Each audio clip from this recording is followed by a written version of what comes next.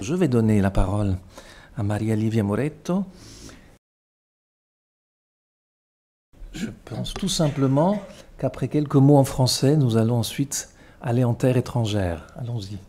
Oui. Bonjour à tout le monde. Merci pour votre présence. Je vais parler en português.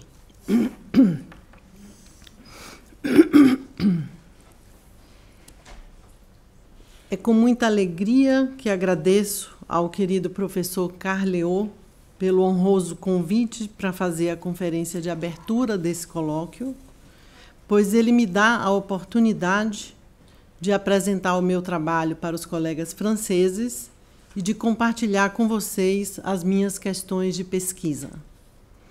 A pergunta que dá título a essa conferência, o que pode um analista no hospital, é a mesma pergunta que me fiz desde o início da minha carreira, quando no ano de 1986 comecei a trabalhar em hospital, já tendo iniciado minha formação em psicanálise. É claro que a experiência de trabalho enquanto psicanalista no hospital, ao longo de tantos anos, ao mesmo tempo que produz uma série de questionamentos, possibilita também a construção de alguns saberes, que neste momento tenho a grata satisfação de compartilhar com vocês, para que possamos trocar ideias a respeito das possibilidades, dos limites, dos alcances do trabalho do psicanalista nas instituições de saúde. O nosso trabalho toma, desde o princípio, o discurso psicanalítico como referência teórica, clínica e ética. Essa é uma marca que tem nos identificado como um grupo de trabalho composto por psicanalistas pesquisadores, atuando na universidade e dentro das instituições de saúde, em 3 âmbitos simultaneamente: assistência a pacientes e familiares, ensino e formação de profissionais e pesquisa acadêmica e formação de pesquisadores. Como quis Freud um dia, pode-se entender que a presença de psicanalistas nas instituições de saúde é hoje, no Brasil, uma realidade bem estabelecida. Isso pode ser constatado quando nota-se os efeitos do trabalho consolidado de psicanalistas nos hospitais, o alcance das pesquisas desenvolvidas na área e a vasta produção de publicações científicas, cujo tema principal são as contribuições da psicanálise à área da saúde.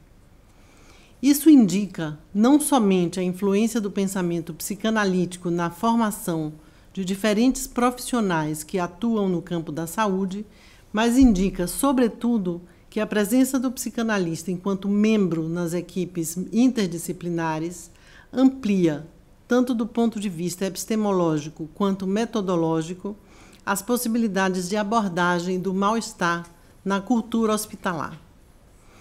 Nós sabemos que a sustentação do discurso analítico no hospital depende muito mais do psicanalista do que da psicanálise. Neste sentido, é importante que não se perca de vista o fato de que, se o psicanalista encontra um lugar para se situar na casa do médico, é porque, antes de mais nada, do ponto de vista do médico, há um lugar para a psicanálise na medicina, ainda que esse lugar não seja necessariamente o mesmo lugar ocupado pelo psicanalista. Mas as coisas não foram assim como são desde o começo. Para mim, desde que comecei o trabalho no hospital, as coisas foram muito difíceis. Às vezes eu penso que entendo bem quando alguém quer dizer o que alguém quer dizer quando me pede supervisão, dizendo que as coisas não estão fáceis. No meu caso, para que as coisas chegassem no ponto em que chegaram, no ponto em que estão hoje, foi preciso e continua sendo preciso muito trabalho, todos os dias. No início do meu percurso, quando eu ainda era jovem e entusiasmada, a maior dificuldade que encontrei quando entrei no hospital foi quando me disseram que havia uma espécie de consenso entre os profissionais da psicologia, inclusive entre aqueles que diziam ter uma formação psicanalítica, que era a seguinte: não dá para fazer psicanálise no hospital. Essa impossibilidade era colocada para nós, os mais jovens, como algo já estabelecido entre os profissionais, sem muita abertura para discussão. Se quiséssemos fazer um trabalho clínico no hospital, até poderíamos tomar a psicanálise como referência teórica, mas nos era imposta a necessidade de mudanças na metodologia psicanalítica para que talvez ela pudesse funcionar naquele contexto. Eu não consegui seguir a ordem estabelecida pelos meus supervisores sem questionamento. Talvez por teimosia, talvez por curiosidade, talvez por um pouco de cada uma dessas coisas juntas. Eu tinha muita vontade de fazer um trabalho clínico no hospital e já tinha começado minha análise pessoal e a formação em psicanálise. Essa situação de impasse me fez descobrir que eu já tinha uma dificuldade quase insuperável de enxergar os fatos com outra lente que não fosse a da psicanálise. Isso me fez descobrir também que, àquela altura, para mim, a psicanálise já era um caminho sem volta. Mas, certamente, o fato de ser filha de 2 médicos muito atuantes me fez entender, desde muito cedo, que o hospital é um ambiente complexo, marcado de modo inegável pela presença da dor e do sofrimento humano. O hospital não deveria, portanto, ser entendido como um local privilegiado para o atendimento clínico de pessoas em sofrimento. Então, eu tinha dificuldade para entender de que modo o contexto hospitalar invalidaria o texto psicanalítico. Em que medida e por quais razões o fato de estar diante de pessoas adoecidas, em sofrimento, deveria ser tomado como um limite ao trabalho do psicanalista? Para mim, era muito importante entender os argumentos que se opunham à possibilidade da psicanálise na instituição hospitalar. Foi importante, então, transformar o problema em um problema de pesquisa, norteado pela questão que nos acompanha: o que pode um analista no hospital? Seria o dispositivo clínico psicanalítico inviável mesmo? Ou a ideia de que não se pode fazer psicanálise no hospital estaria associada a dificuldades dos próprios profissionais para lidar com o que há de específico nesse contexto? Não poderia ser que essa suposta impossibilidade tivesse alguma coisa a ver com a dificuldade dos profissionais de sustentar o discurso psicanalítico a partir de sua radical diferença do discurso médico? Os primeiros passos dessa longa pesquisa se deram ao mesmo tempo em que o trabalho no hospital foi acontecendo. Nosso objetivo foi investigar quais as condições de possibilidade do método psicanalítico no hospital, seus limites, obstáculos e alcances. Nesse sentido, para pensarmos em psicanálise no hospital, foi preciso retirá-la do âmbito das regras e situá-la no campo da ética, uma vez que o que define o caráter analítico de uma prática não é o lugar onde ela se realiza, mas é o lugar de onde o operador da psicanálise faz ato. Nos pareceu essencial também que pudéssemos fazer uma leitura psicanalítica do discurso médico, de modo a ressaltar o valor das diferenças epistemológicas e de ancoragens éticas entre psicanálise e medicina. Dito de outro modo, a sustentação dessas diferenças deve interessar ao psicanalista, pois são elas que, favorecendo a proposta de interdisciplinaridade, possibilitam o encontro produtivo dos profissionais em questão. Sem a consideração dessas diferenças, talvez o trabalho do psicanalista jamais fosse demandado na instituição. Hoje, é claro para nós que, excluindo dificuldades pessoais do profissional, limitações orgânicas do paciente que impedem a fala e o raciocínio, e a falta de manejo dos conceitos psicanalíticos, os obstáculos que realmente impedem que um trabalho psicanalítico ocorra no hospital não são diferentes daqueles que impedem que a análise se dê em qualquer outro contexto. A falta de demanda de análise por parte do paciente e o não estabelecimento daquilo que definimos como transferência. Nesse sentido, aquilo que um analista pode num hospital não é mais nem menos do que ele pode em qualquer lugar. Mas convém, de todo modo, que o trabalho do psicanalista no hospital se realize livre da exigência e ou imperativo de que uma análise tenha que acontecer. O fato de termos feito uma formação em psicanálise é necessário, mas não é suficiente para que o trabalho analítico aconteça. O estabelecimento de uma relação analítica exige elementos que muitas vezes não estão presentes, o que não nos impede de fazer a oferta de uma escuta diferenciada da escuta da maior parte dos profissionais no campo da saúde, uma vez que nos interessa sobremaneira a escuta da singularidade dos sujeitos. Dessa forma, entendemos que, se situado na posição analítica e sem abandonar o discurso que lhe é próprio, a intervenção do analista no hospital pode vir a ter um alcance e uma eficácia muito maiores do que comumente se possa imaginar.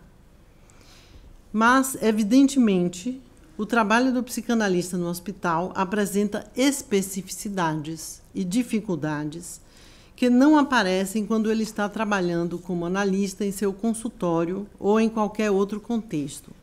Falaremos dessas especificidades logo mais adiante. Mas o que agora é importante ressaltar é que, se em um primeiro momento as nossas dificuldades estavam ligadas às questões relativas à viabilidade do método psicanalítico no hospital, uma vez que o trabalho do psicanalista é uma realidade estabelecida, agora as dificuldades são outras.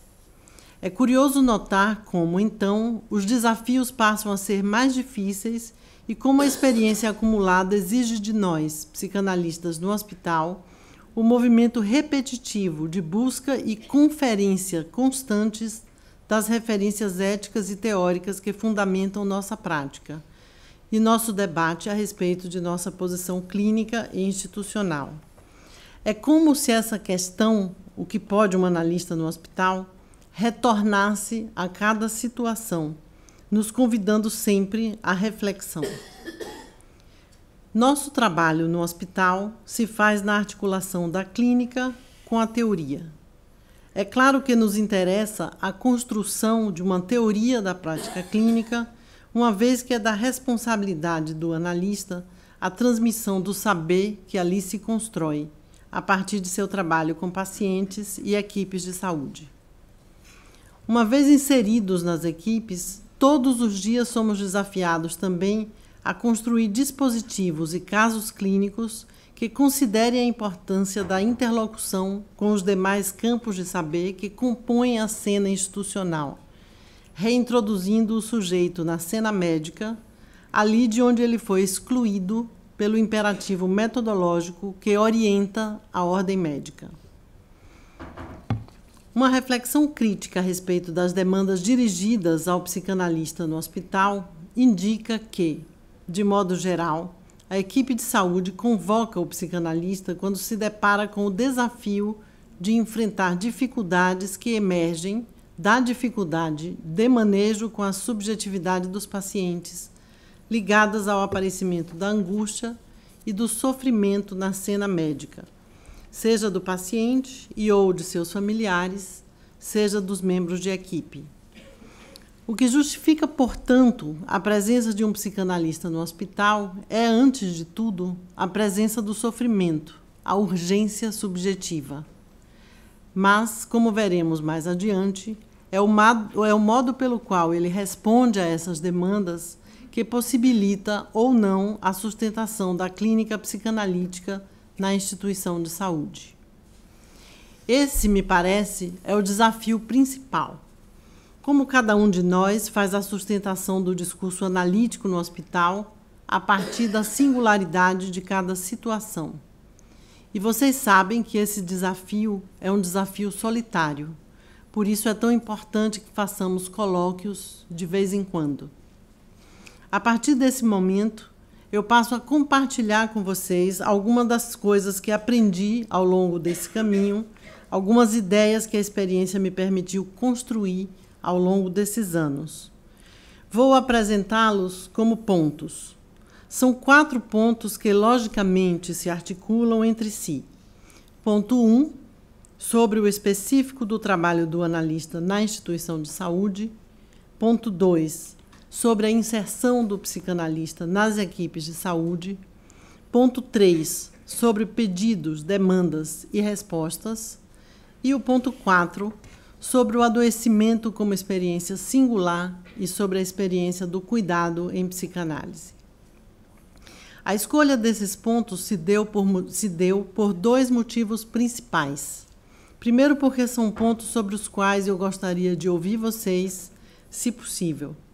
E segundo, porque, no meu entendimento, tais pontos merecem destaque, pois, se bem discutidos, funcionam como norteadores para o psicanalista no hospital, sobretudo quando ele está diante de situações que exigem dele clareza e assertividade para decidir.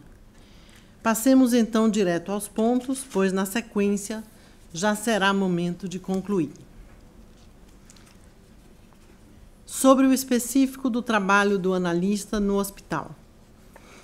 O fato de a clínica psicanalítica ocorrer no hospital produz consequências tanto para a psicanálise quanto para a instituição. Há, no entanto, algo específico do psicanalista no hospital que aqui proponho como pressuposto básico. Seu trabalho se dá simultaneamente na articulação de 2 vertentes, a vertente clínica e a vertente institucional. É importante que se dê ênfase ao simultaneamente da frase anterior. Entenda-se por vertente clínica o trabalho do psicanalista com pacientes e familiares, nos diversos modos de abordagem clínica do sofrimento que os envolvem. Por vertente institucional, entenda-se o trabalho do psicanalista na interlocução com os outros discursos, o trabalho do psicanalista com e nas equipes, com e na gestão de serviços, tanto no âmbito administrativo quanto no âmbito do ensino, da pesquisa na instituição e de sua participação nos debates e na construção de políticas públicas. O que aqui propomos como específico do trabalho do psicanalista é isso, a articulação simultânea das 2 vertentes, ou seja, o exercício da clínica na instituição e a interlocução com os outros saberes, de modo que ele, o psicanalista, tenha a condição de pôr à prova o seu saber, contribuindo efetivamente por meio dele para a construção de decisões, tanto no âmbito clínico mais específico, no caso a caso, quanto no âmbito institucional mais amplo. Mas há casos em que isso não ocorre, pois o analista, ainda que presente, não está inserido. São casos que ilustram bem o que apresento no ponto seguinte. Entrada não é inserção. Ponto 2. Sobre a inserção do psicanalista na equipe de saúde. Esse ponto apresenta a noção de inserção do psicanalista na equipe de saúde como um processo. Partimos do princípio de que a entrada de um psicanalista numa instituição de saúde não corresponde à sua inserção. Se a entrada pode ser entendida como um fato, possível de ser datado, caracterizada por um contrato, a inserção deve ser entendida como um processo que se dá ao longo do tempo, em um campo de relação que só se faz a partir do ato do analista a posteriori. Com frequência escutamos, principalmente dando supervisão, a expectativa equivocada por parte dos profissionais de que a inserção deveria ser um pré-requisito para o desenvolvimento do trabalho. Aqui apresentamos a inserção como uma provável consequência de seu trabalho em equipe.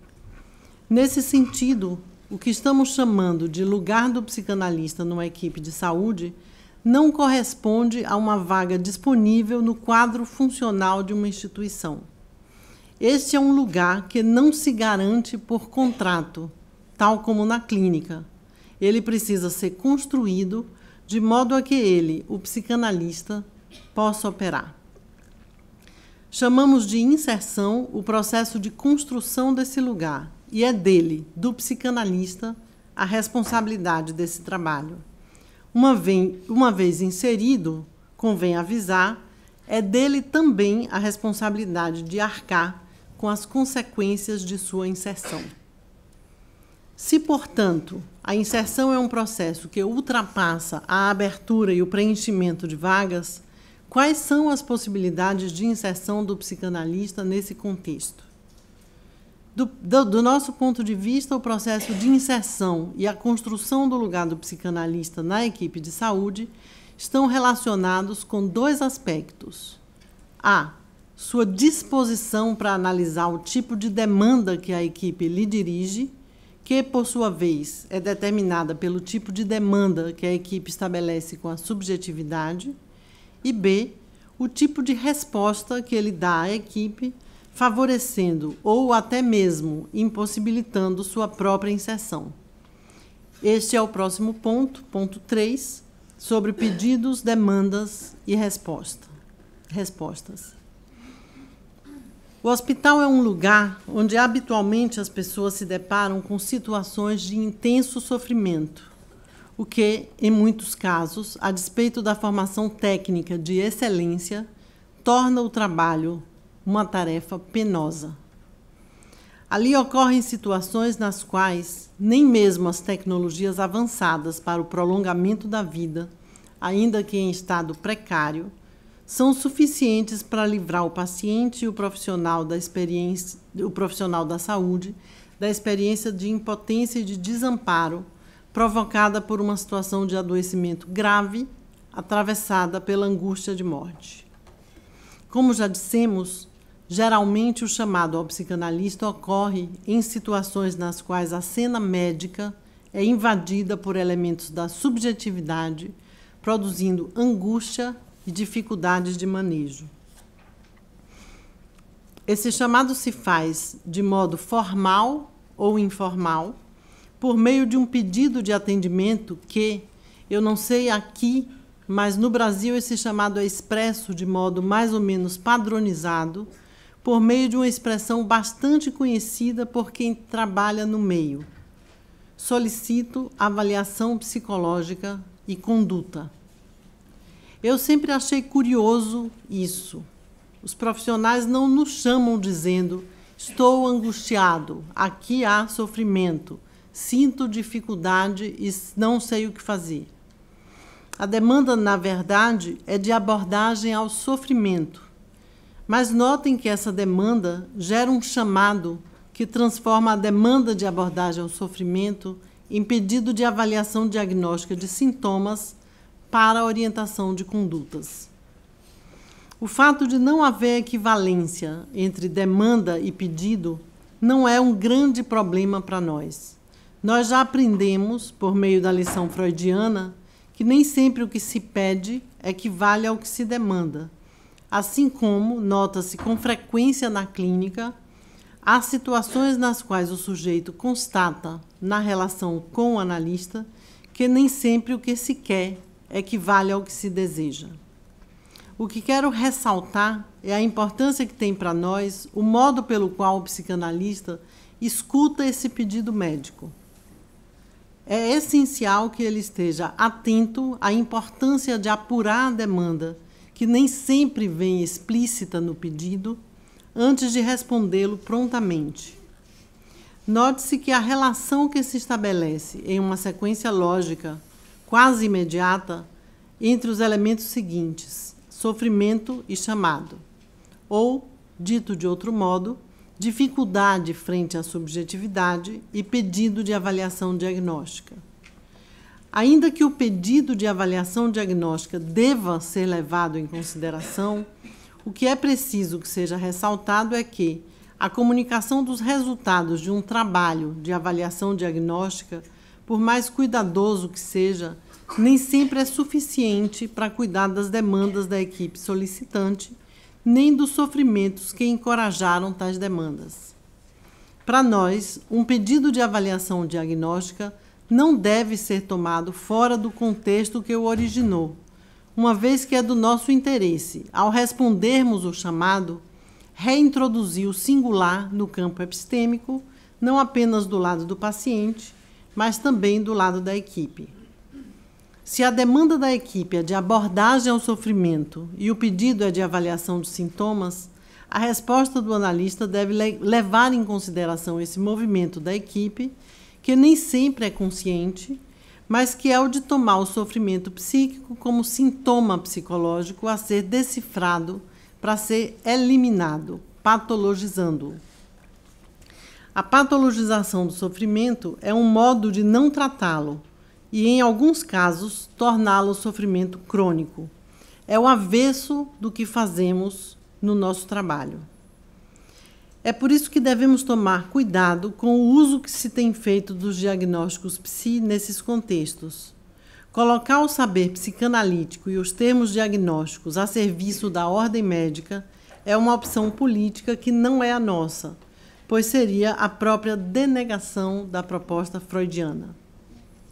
De todo modo, para nós, o chamado ao psicanalista sempre se justifica, uma vez que é por meio dele que as equipes de saúde, ao compartilharem conosco suas dúvidas diagnósticas a respeito dos mesmos, também nos deixam claro que elas não têm dúvida alguma com relação à legitimidade do sofrimento.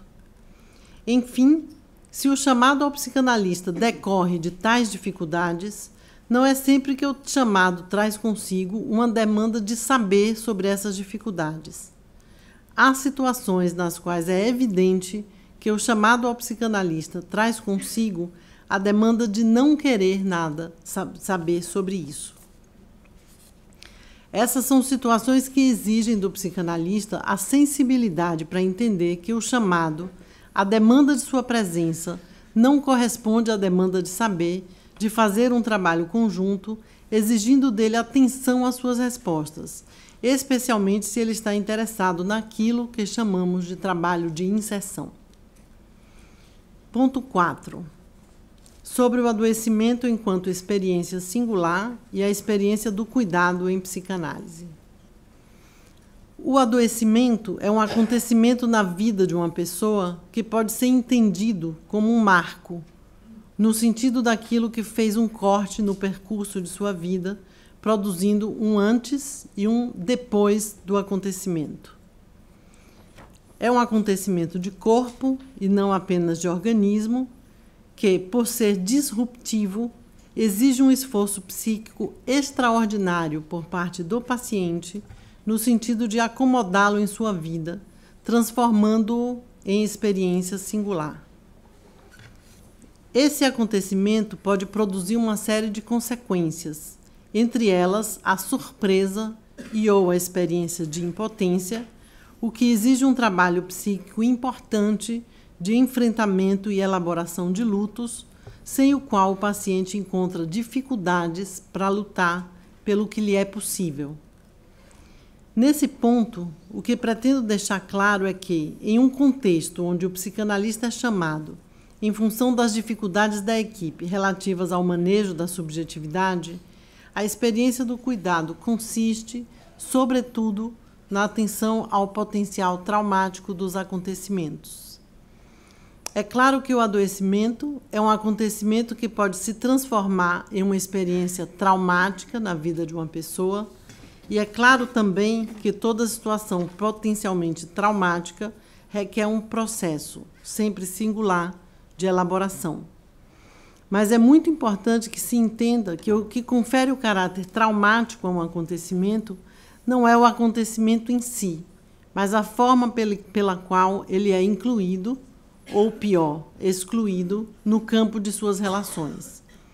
Traumático é, nesse sentido, o fato de a experiência não ter lugar no campo da alteridade, ou seja, traumática é a experiência que, não reconhecida, produz o fracasso do testemunho frente a um outro que não está disponível e que, por meio de sua indiferença em relação à experiência de sofrimento, também a desautoriza, transformando o que antes era o indizível da dor em experiência inaudível no campo da alteridade. Eis a importância da alteridade nesse processo de produção ou não de experiências traumáticas. Quando o psicanalista se oferece como alteridade, é porque ele sabe da importância de sua presença atenta ao reconhecimento da experiência do sofrimento como facilitador para o necessário processo de elaboração de lutos. É por isso que dizemos que a experiência do cuidado é a contrapartida clínica para as situações potencialmente traumáticas provocadas pelo processo de adoecimento. É nesse sentido também que os princípios para uma ética do cuidado podem ser norteadores na interlocução do psicanalista com os profissionais de saúde. São eles hospitalidade, empatia e saúde do cuidador. Mas sobre isso vocês terão a rica oportunidade de escutar o professor Daniel Cooperman depois do almoço. Isto posto, sigamos entendendo que se o adoecimento é um acontecimento de corpo que produz experiências singulares, então também devemos considerar as diferenças entre as noções de acontecimento e experiência.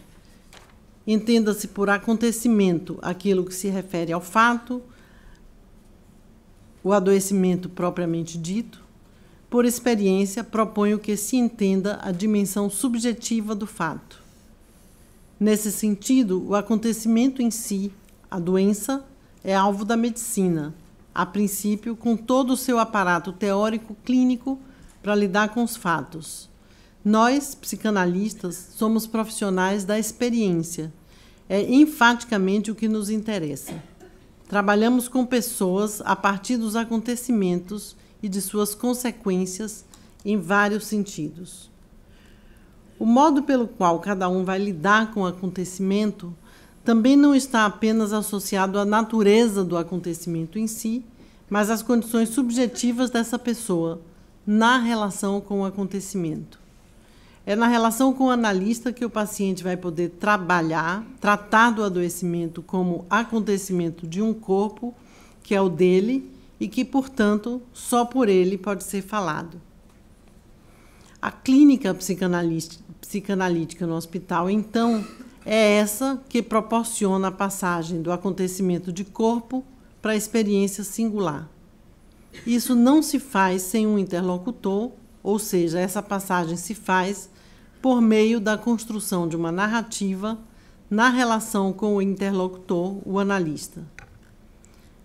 O adoecimento, então, exige um esforço psíquico do paciente para acomodar esse fato em sua vida, muitas vezes tentando dar sentido ao que sabemos que é, a princípio, muitas vezes sem sentido algum para ele. Assim, é habitual que as pessoas comecem a lidar com o adoecimento na linha da tentativa de atribuição de sentido, o que se expressa em perguntas tais como: o que significa isso? Qual o sentido disso em minha vida? É frequente que, para além do sem sentido, diante de uma situação de sofrimento inédito, e inédito é aquilo que nunca foi dito, o paciente também se apresente sem palavras, para se referir ao que acontece com ele próprio. Angustiado, portanto, experimentando um estranhamento típico daquele que se encontra esvaziado de saber e de sentido. Pode-se entender que uma das coisas que a experiência do adoecimento evoca no paciente e na equipe é a lembrança da condição humana em sua dimensão de finitude, habitualmente recalcada, não sem razão. O impacto dessa lembrança se faz notar em outra pergunta frequente que quase sempre aparece nas primeiras associações do paciente em atendimento. Por que comigo? Por que agora? Essas perguntas são importantes, especialmente porque, a rigor, são perguntas sem resposta imediata. A resposta, se houver, terá que ser construída.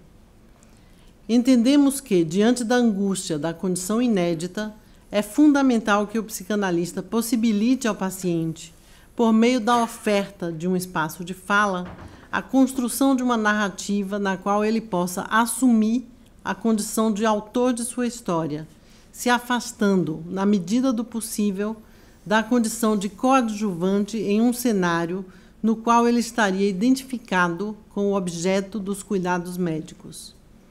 Proporcionar um dispositivo clínico que favoreça a fala é bem diferente de responder ao chamado do paciente falando por ele. A experiência de adoecimento está, portanto, frequentemente associada à experiência de perdas. Entrar em contato com a finitude é uma experiência que deixa marcas e a principal delas parece ser a constatação de que morrer é possível.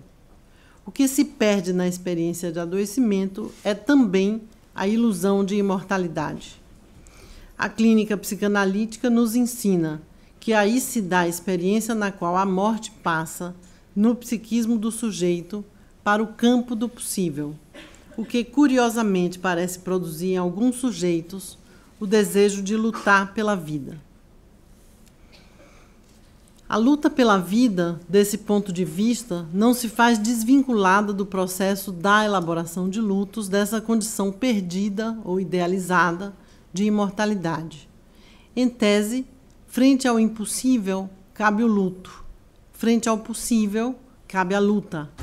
Desse processo de luto parece emergir a decisão de lutar por uma vida possível.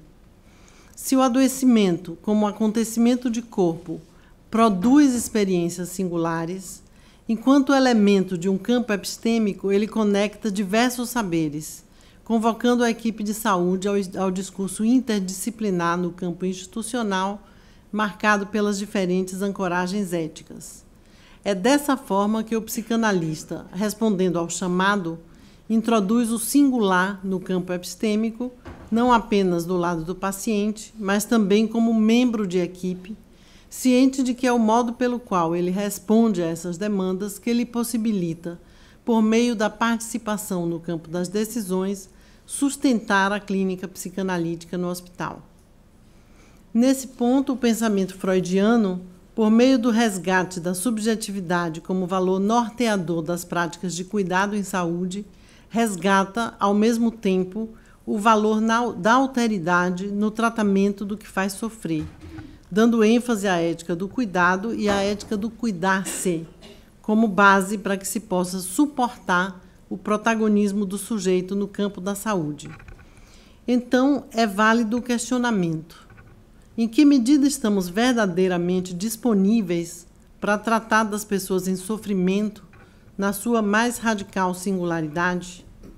É claro que o contato com o sofrimento dos pacientes e equipes exigem de nós muito além do repertório que construímos por meio de nossa formação teórica, ainda que seja uma formação continuada necessariamente. A real disponibilidade frente à alteridade não é uma posição simples. Há de se levar em conta que pouca ou nenhuma disponibilidade do profissional para o encontro com a singularidade do paciente pode ter efeitos iatrogênicos na medida em que tal indisponibilidade pode produzir ainda mais desamparo, o que, por sua vez, diminui significativamente a força de um paciente adoecido, a força que um paciente adoecido precisa ter para lutar pelo que lhe é possível. Conclusões. A nossa experiência de trabalho nas instituições de saúde nos permite afirmar, com relativa segurança, que só se sabe do potencial transformador da presença de um psicanalista nesse contexto pela via dos seus efeitos. Se é verdade que ninguém é o mesmo depois de uma análise, é verdade também que nenhum psicanalista é o mesmo depois de trabalhar numa instituição de saúde, e talvez nenhuma equipe de saúde seja a mesma depois de trabalhar com um psicanalista.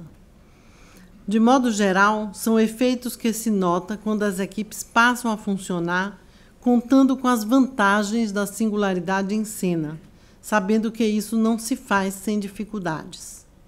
É notável, por exemplo, em determinadas experiências, a diferença de postura subjetiva dos profissionais de saúde frente à questão do sofrimento, tanto dos doentes quanto deles próprios, o que se nota pela diferença no modo de formularem as demandas dirigidas ao psicanalista. Talvez a principal vantagem da nossa proposta psicanalítica esteja no fato de que, ao colocarmos em discussão cada situação que nos é apresentada, levando em consideração os aspectos de sua singularidade, devolvemos à equipe a oportunidade de fazer um trabalho de reflexão ética que vem se perdendo em nome de uma objetividade pretensamente científica, onde cada profissional experimenta em ato o valor de sua presença no campo das relações, o que lhe permite decidir por oferecer ou não a sua disponibilidade à alteridade no dispositivo clínico que sustentam.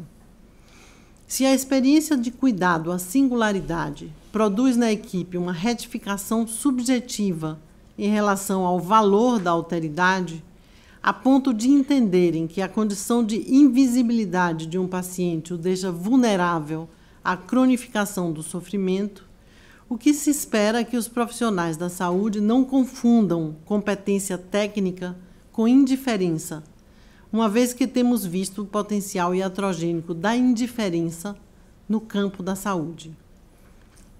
Enfim, se a psicanálise é o discurso que resguarda o sujeito, que resguarda o lugar do sujeito, é porque ela sustenta que o sujeito tem algo a dizer que ninguém mais poderia dizê-lo por ele.